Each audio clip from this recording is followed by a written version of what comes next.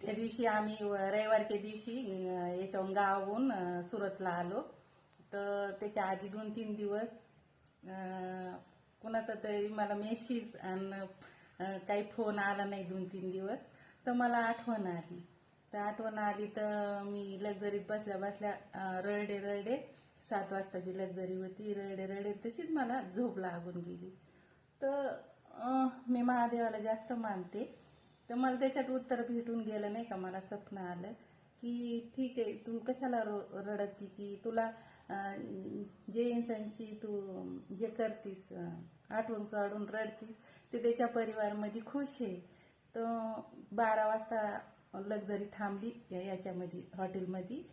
तर मग तिथं मी उतारले.